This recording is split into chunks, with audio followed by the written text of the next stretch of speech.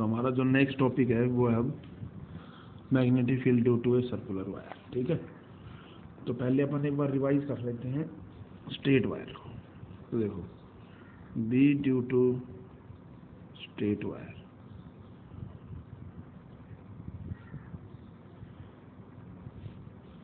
First है ये wire है, ये करंट के जा रहा है आई, और इसी के एक्सिस पे निकालना है मैग्नेटिक फील्ड, मतलब इसी के अलोंग में। तो magnetic field will B 0, means be on the axis of wire,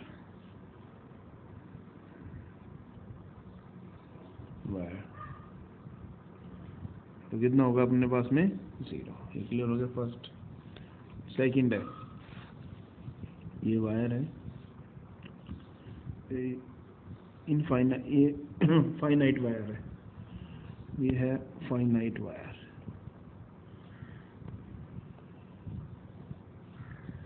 ये जो एंगल है ये है θ1 और P पॉइंट पे, और ये जो एंगल है ये θ2 है। ठीक है, तो डिस्टेंस है d, तो B is equal to μ0/4 into में I/d साइन θ1 प्लस साइन θ2। ठीक है, ये आई करंट देखिए बाहर है। थर्ड, ये फाइनाइट, ये इनफाइनाइट वायर है,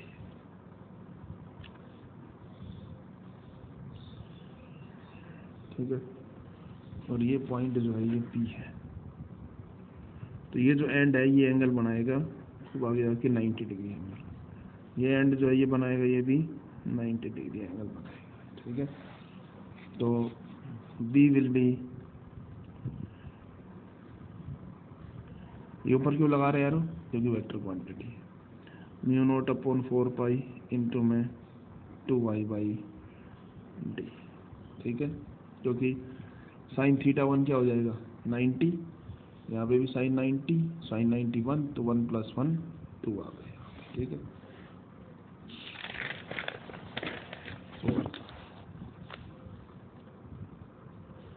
ये वायर है, इस वायर के एंड पे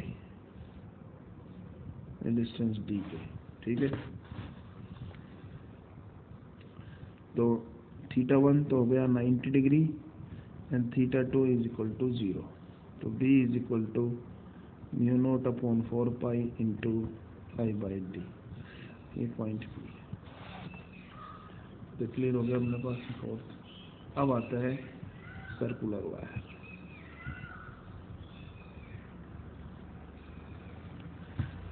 तो सबसे पहले जो है B is a vector quantity. कैसी क्वांटिटी है, वेक्टर। तो मैग्नीट्यूड पहले, तो मैग्नीट्यूड μ0/4 इंटू θI/d। ठीक है,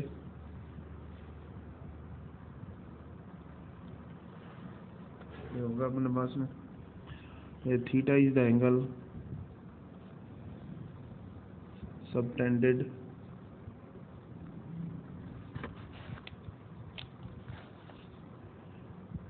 एट द सेंटर।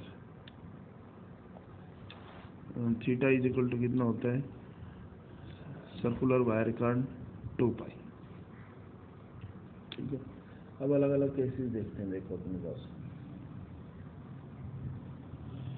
ये हो गया। ठीक है, जैसे ये सर्कुलर वायर है और ये जो एंगल बना रहा है, ये सेंटर पे कितना बना रहा है 2π, और ये जो करंट है वो आई लेके जा रहा है।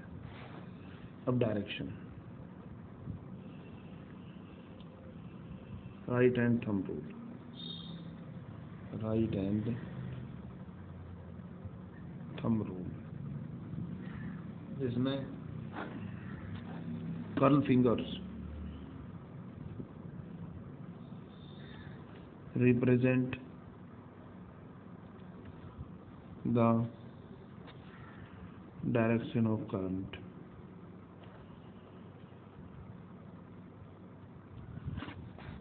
and thumb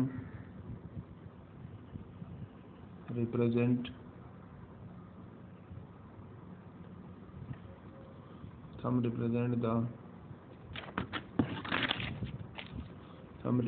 the direction of magnetic field, ठीक है। अब जैसे ये हमारे पास, तो ये लिया, एक फिंगर से कर्ल किया, जहाँ उठेगी डायरेक्शन ऑफ क्या दिखाई हमारे को, डायरेक्शन ऑफ मैग्नेटिक। तो फिंगर से कर्ल करते लाओ करंट की डायरेक्शन, करंट किधर कर रहा है, एंटी क्लॉकवाइज, तो एंटी क्लॉकवाइज कर्ल करोगे तो अंगूठे की डायरेक्शन जो वहाँ ऊपर की तरफ आएगी, तो हमारे को जो मैग्नेटिक फील्ड है ऊपर की तरफ आ जाएगा, ठीक है। अब डिफरेंट सेक्शंस हैं सर्कुलर वायर की, डिफरेंट सेक्शंस। फर्स्ट ये एक सेक्शन है और ये सेंटर पे बना रहा है अपने पास एंगल थीटा, और करंट जा रहा है इसमें आई, और रेडियस कितना है, आर है। तो B will be mu not upon 4 pi into theta I by R, theta I by, ठीक है। सेकंड जो है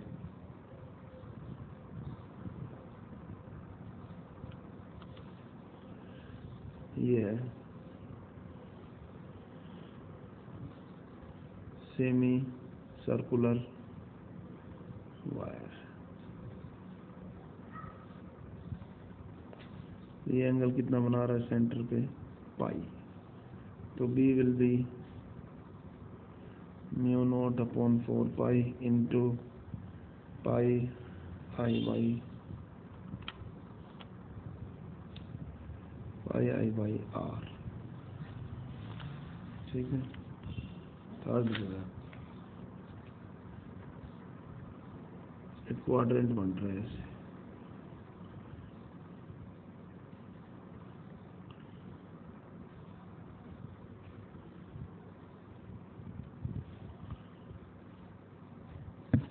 तो जो एंगल होगा ये होगा 3 पाई बाई 2, ठीक है।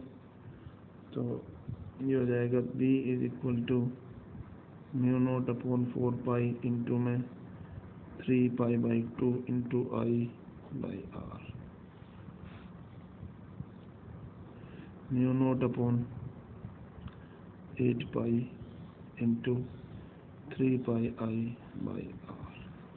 यार फोर्थ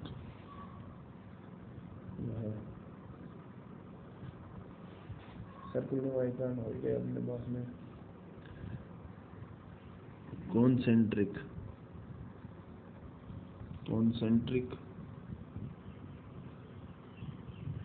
सर्कुलर लूप्स।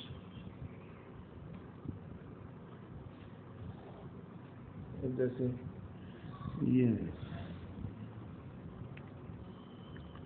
इसका रेडियस R1, इसका रेडियस R2, ये क्लॉकवाइज लेके जा रहा है, ये एंटी क्लॉकवाइज,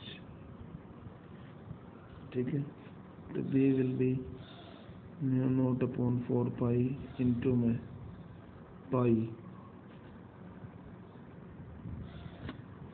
2 पाई I1 minus I2, I1 upon R1 minus I2 upon R2, clear है।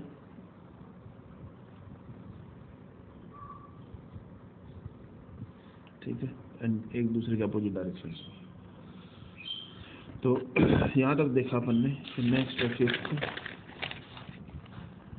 जो है वो ऐसे सेम डायरेक्शन में लेके जा रहे हैं, मतलब ये भी क्लॉकवाइज है और ये नीचे वाला भी क्लॉकवाइज है, ठीक है। तो ये है R1 और ये है R2। So B will B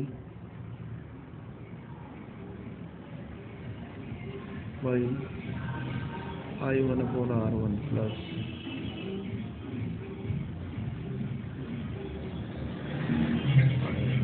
ठीक है, एक क्लॉकवाइज एक एंटी क्लॉकवाइज डायरेक्शन, ठीक है। अब अपन देखते हैं concentric concentric loops, but their planes are perpendicular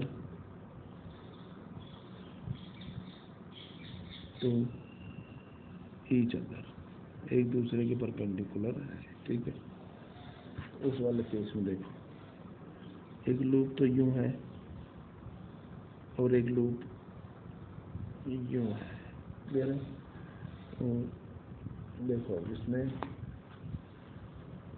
एक मैग्नेटिक फील्ड तो इसी कारण तो ये ऊपर चला जाएगा ऐसे B2 और इधर आ जाएगा B1 और एंगल थीटा।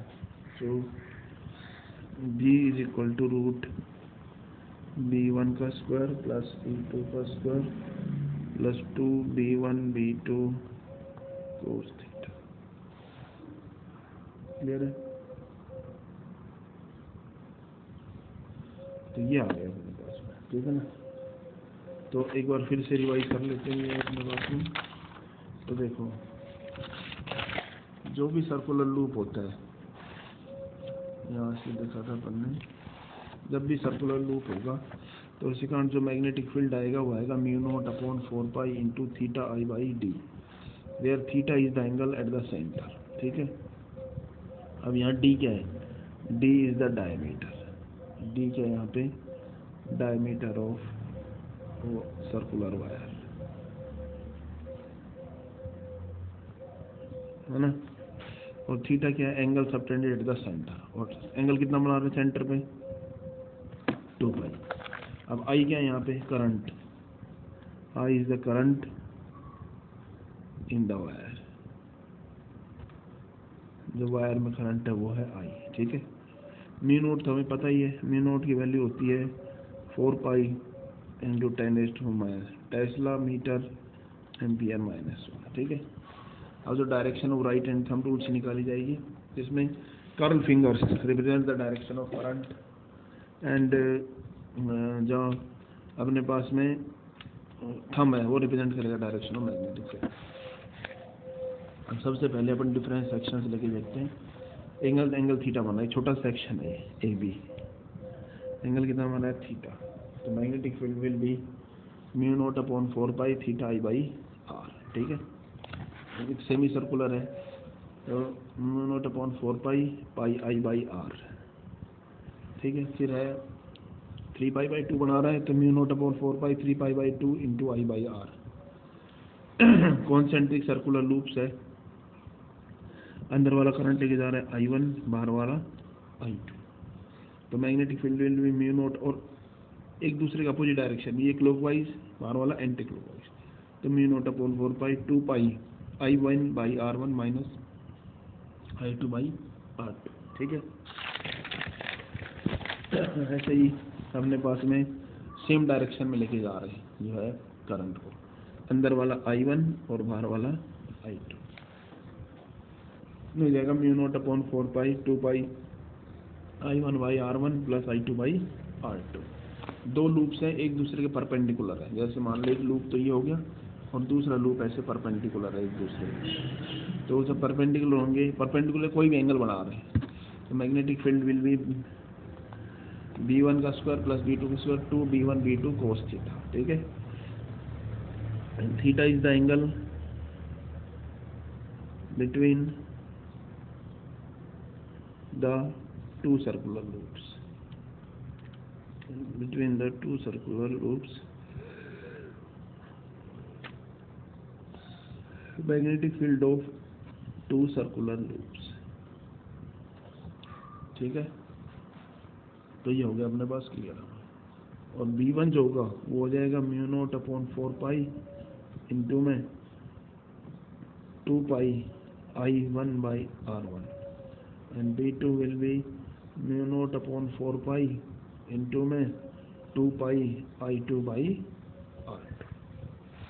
अब मेरे ख्याल से क्लियर हो गया होगा तुम्हारे को जो है कि मैग्नेटिक फील्ड कितना प्रोड्यूस होता है। ठीक है, अब नेक्स्ट है, इसी में एक टॉपिक है नेक्स्ट, मैग्नेटिक फील्ड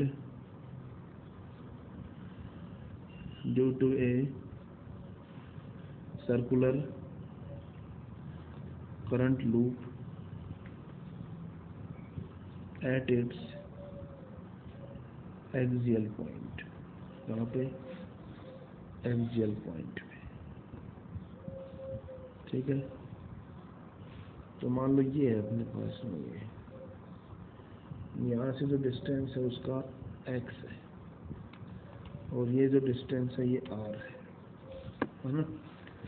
तो किसी p पॉइंट पे जो मैग्नेटिक फील्ड आएगा वो होएगा हमारे पास में B इज इक्वल टू, ये एक्सियल पॉइंट है, mu not upon 4 pi into 2 pi N I R square upon में R square plus X square whole 3/2, ये मैग्नेटिक फील्ड होगा। अब देखो N is number of turns, N क्या होगा, number of turns होगा, I is current, R is radius of loop,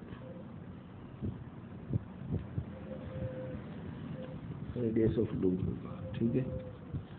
x is the distance from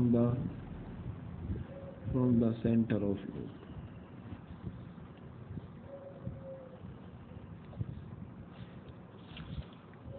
centre of loop से जो distance है वो हो गया x, ठीक है। तो at the centre x is equal to 0, x 0 है, so b will be mu not upon 4 pi into में, अब x की वैल्यू 0 रख दो यहाँ पे, तो ये जाएगा 2 pi N I R square upon में, यहाँ x की वैल्यू जब 0 रख दी इस वाले पॉइंट में, x की 0 रख दी तो ये आर स्क्वायर होल 3/2, तो आर क्यूब हो जाएगा, तो हो गया आर क्यूब। तो mu naught upon 4 pi into में 2 pi N I divided by में आर, ठीक है। तो ये बन गया eight the centre of the loop, centre of loop के ये हो गया अपने पास, ठीक है।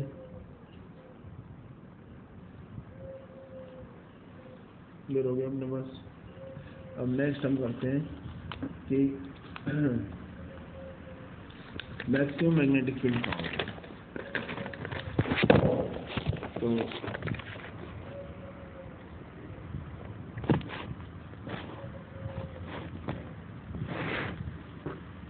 मैक्सिमम मैग्नेटिक फील्ड, ठीक है।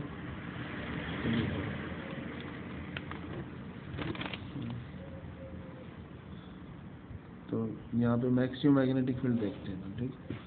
तो मैक्सिमम मैग्नेटिक फील्ड जब देखेंगे तो ये आ जाएगा अपने पास में,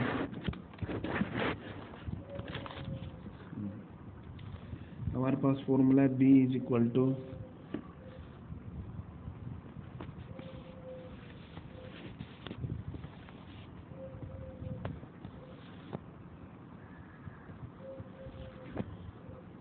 कैमरा क्लियर नहीं,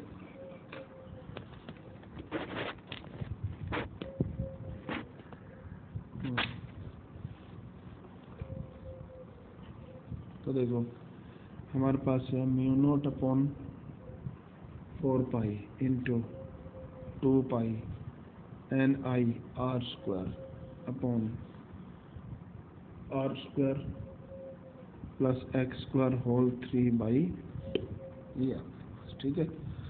तो डिफरेंशिएट कर देते हैं विद रेस्पेक्ट टू एक्स। तो for maximum condition, for maximum condition, maximum condition के लिए, ठीक है। तो मैक्सिमम कंडीशन के लिए अपन देखेंगे इसमें, तो जब ये हो जाएगा dB अपॉन dx, डिफरेंशिएट करते हैं तो mu naught upon 4 pi into 2 pi N आई, ठीक है। तो आर स्क्वायर इंटू में किसको लिख सकते हैं, R square plus X square whole minus 3/2, देख लो जाए, ठीक है। ये नीचे वाला जो पार्ट था ये ऊपर चला गया। अब y is equal to U into V का डिफ्रेंशिएशन लगा दिया, मतलब D Y upon D T is equal to U into D V upon D T plus v into D U upon D T, clear है। तो ये formula लगा दिया अपन ने डिफरेंशिएशन।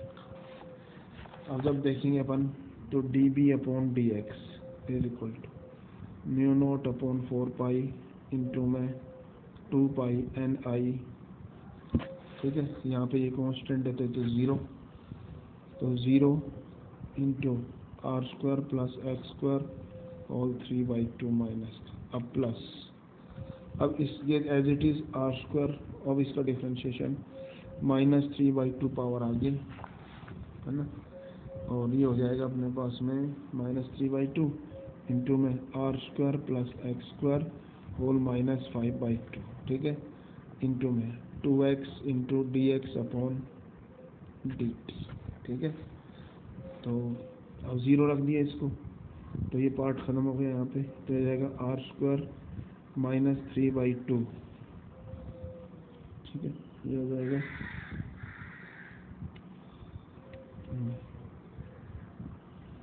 -3/2 इंटू में R square plus X square -5/2, ठीक है।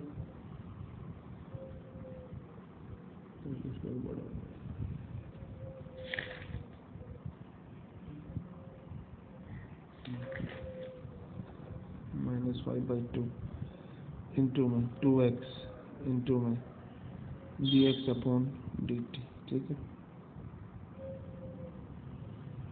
कुछ गलत हो गया, इस कंडीशन को दोबारा डिस्कस कर लेंगे अपन, ठीक है। तो एक बार देख लिया अपन ने, इसको अलग से डिस्कस करेंगे, अभी रहने देना इसको, इस पूरी कंडीशन। तो एक दो एग्जांपल्स लेके देखते हैं, जैसे देखो एग्जांपल्स में, अब एग्जांपल्स में जब अपन लेंगे तो सबसे पहले अपने पास आ रहे हैं, तो हमारे सामने क्वेश्चन है वो ये है अपने पास, देखो ये एक लूप है,